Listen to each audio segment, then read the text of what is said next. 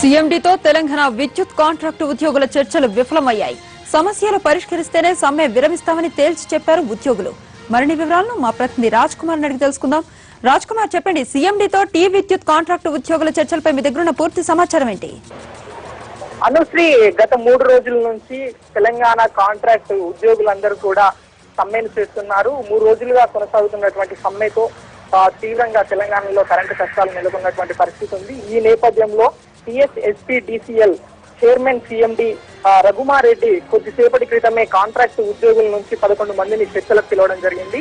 ఈ నేపథ్యంలో 11 మందితోటి చర్చలు జరిగాయి. దాదాపు గంటన్నర జరిగినటువంటి ఈ చర్చలలో ఎలాంటి ఫలితాలు రాలేదని చెప్పుకోవచ్చు. అయితే ప్రధానంగా నిన్న సాయంత్రం ఎనర్జీ సెక్రటరీ ఒక కమిటీని కూడా నియమించడం జరిగింది. అయితే ఇంతకు ముందు సమ్మెకు వచ్చే ముందే గత నెల 28వ తేదీన సమ్మె నోటీస్ ఇచ్చినటువంటి కార్మికులు ప్రధానంగా 2 డిమాండ్లను ప్రభుత్వం ముందు ఉంచడం జరిగింది. ప్రధానంగా ఈ కాంట్రాక్ట్ ఉద్యోగులందరికీ కూడా జీతాలు కాంట్రాక్టర్ల వద్ద నుంచి ఇప్పిస్తున్నారు.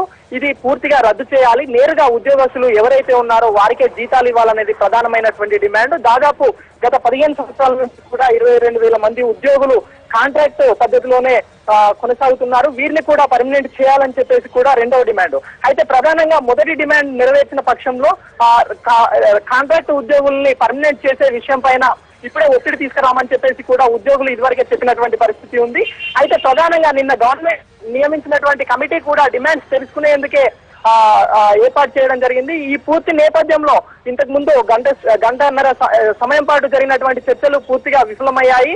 అయితే ఇదే నేపథ్యంలో చైర్మన్ కూడా సీఎండీ కూడా వీరిని సమ్మె విరమించాల్సిందిగా కోరారు. రాష్ట్రంలో ఉన్నటువంటి కరెంటు పరిస్థితులపైన వీరికి తెలియజెప్పడం జరిగింది. అయితే మొట్టమొదటిసారి సమ్మె చేస్తున్న మేము ఎలాంటి డిమాండ్ నెరవేర్చకుండా సమ్మెను విరమించే ప్రసక్తే లేదని చెప్పేసి ఉద్యోగులు చెప్పినటువంటి పరిస్థితి ఉంది. ఇక నుంచి కూడా సమ్మెను ఇలాగానే అంటే ప్రశాంతంగానే కొనసాగిస్తామని చెప్పేసి కాంట్రాక్ట్ ఉద్యోగులు చెప్తున్నటువంటి పరిస్థితి ఉంది. అనుశ్రీ, థాంక్యూ రాజ్ కుమార్.